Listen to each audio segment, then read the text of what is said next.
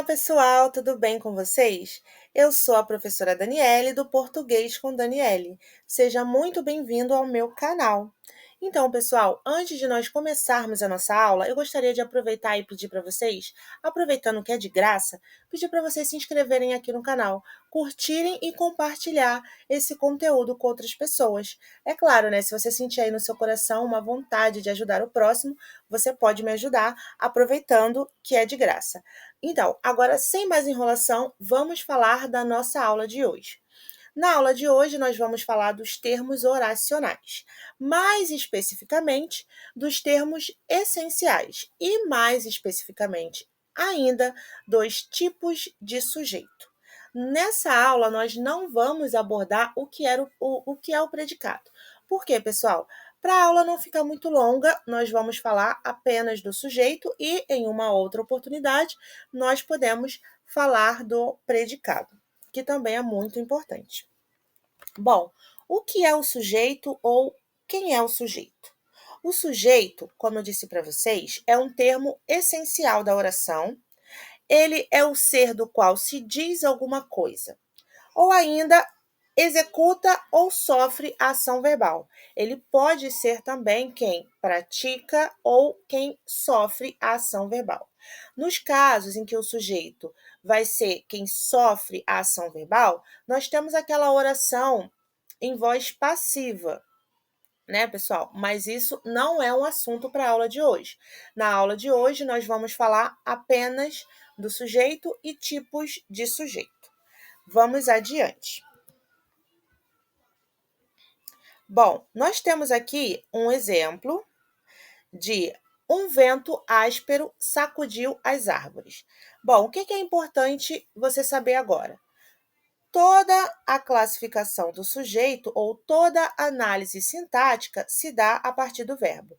Então, a gente sempre começa a fazer a análise a partir do verbo. Primeiro, você precisa encontrar o verbo, para depois você encontrar o sujeito e daí você classificar o sujeito, tá bom? Então, aqui nós já encontramos o nosso verbo, que é o sacudiu, tá bom?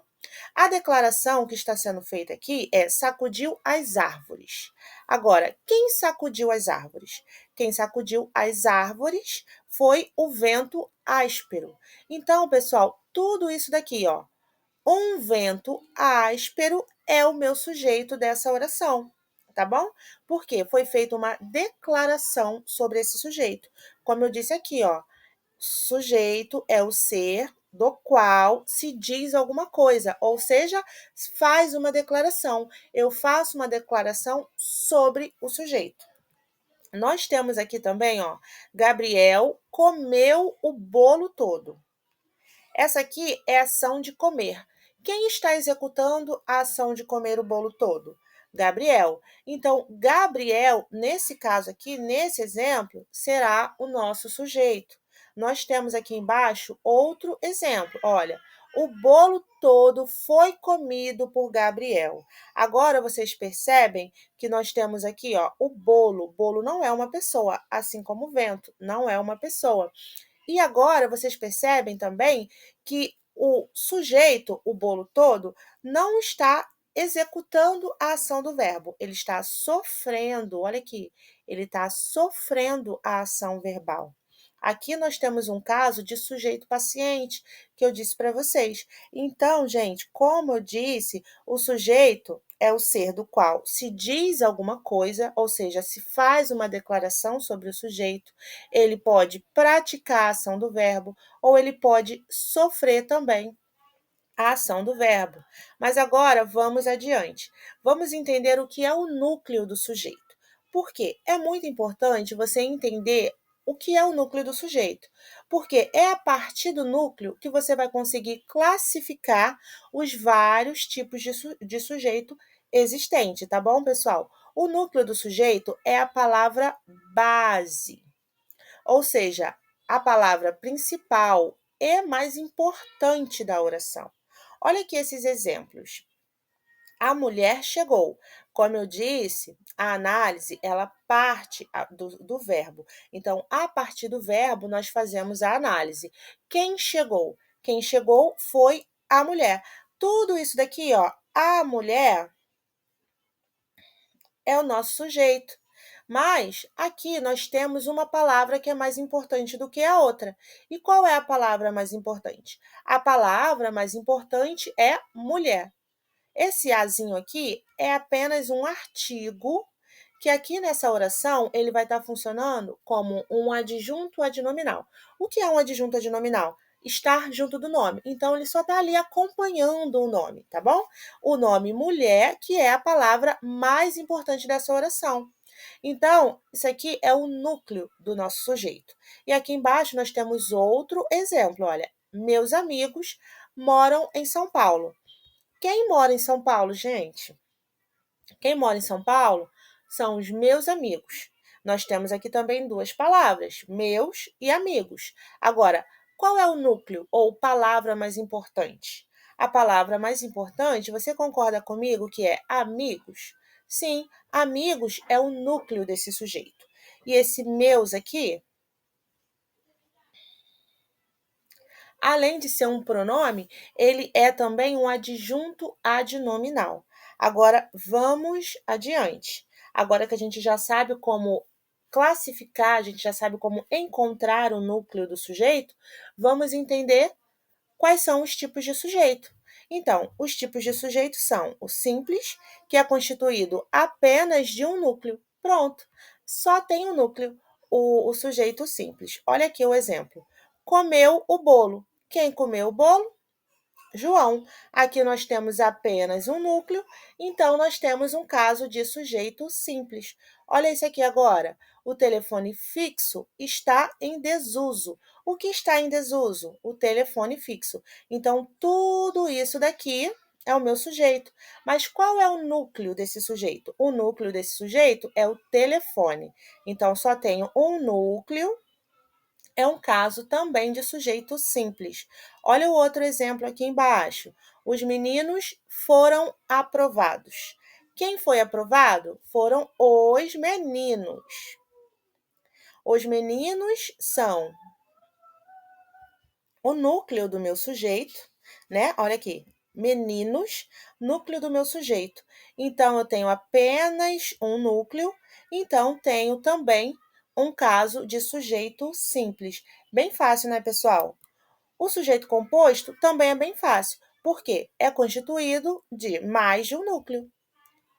Dois ou mais núcleos, eu tenho um caso de sujeito composto. Olha aqui, João e Maria comeram o bolo. João e Maria. Agora eu tenho um caso de sujeito composto, porque eu tenho dois núcleos. Dois núcleos, então, um caso de sujeito composto. Vocês vão perceber também que o verbo vai estar flexionado, gente. Olha aqui, no plural.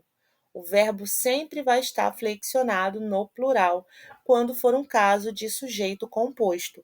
Olha aqui um outro exemplo. Imperam no Brasil a impunidade e a desordem. Temos aqui também um caso de sujeito composto. Olha aqui, um sujeito mais um sujeito, verbo no plural, como eu falei para vocês, um caso de sujeito composto. Sujeito oculto, elíptico ou desinencial é o sujeito não expresso na oração, mas é recuperado através do contexto. Então, esse sujeito, ele não está expresso, mas eu consigo recuperar quem é o sujeito através de outros termos que estão presentes na oração, como nesse primeiro exemplo. Olha aqui, comemos salgados e doces. Através dessa desinência aqui, pessoal, que é uma desinência chamada de número pessoal, nós conseguimos identificar quem é o sujeito. Olha aqui, o sujeito será o nós, porque nós comemos. O verbo ele está flexionado aqui, né? Na primeira pessoa do plural. Nós comemos salgados e doces. Agora aqui, estou estudando para passar. Quem está estudando, pessoal? Eu estou estudando. Eu também consigo recuperar quem é o sujeito a partir do verbo. Olha aqui embaixo. Sempre esteve por perto. Quem sempre esteve por perto? Ele ou ela. ele ou ela sempre esteve por perto. Então, eu também consigo identificar o sujeito a partir de um termo que está expresso na oração. Agora, vamos para o caso de sujeito indeterminado, quando não é possível identificar o agente da ação verbal. Olha aqui o exemplo. Falaram de você no trabalho. Quem falou? A gente não sabe, né?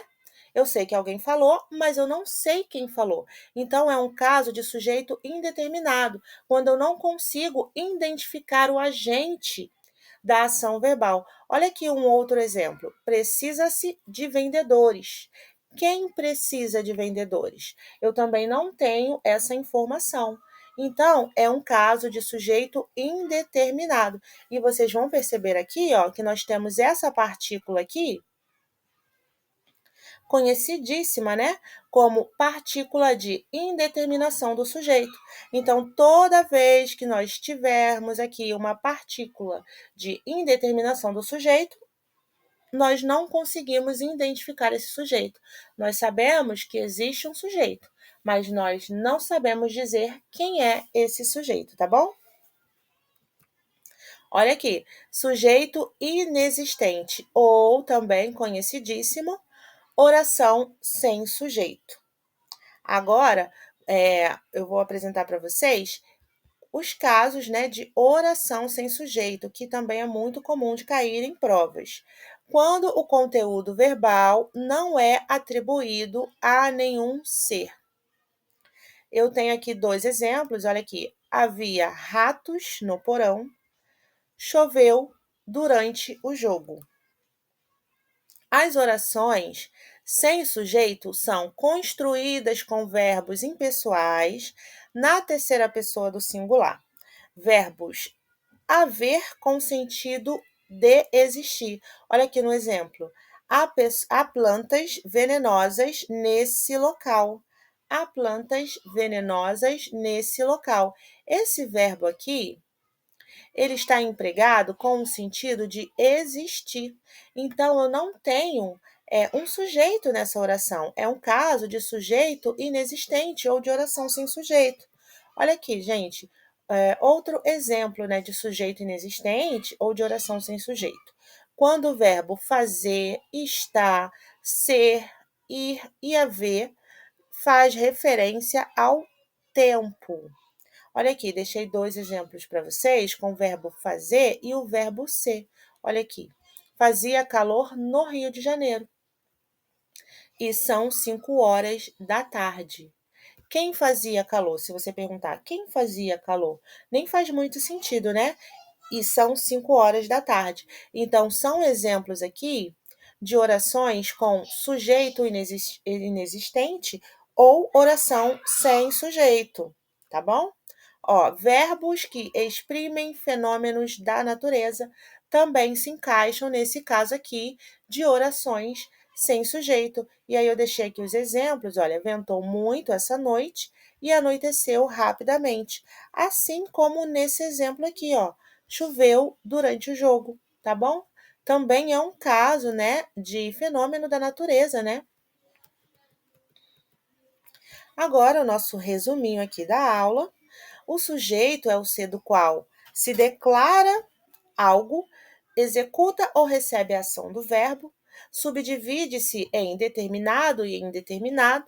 Os primeiros são simples, composto, oculto, e o segundo são aqueles os quais não é possível a identificação. Existem também as orações sem sujeito, constituídas em torno dos verbos impessoais, haver com sentido de existir, fazer, ser, estar, ir e haver com sentido de tempo decorrido. Essas sempre na terceira pessoa do singular. Tá bom, pessoal? Essa foi a nossa aula. Eu espero que vocês tenham gostado.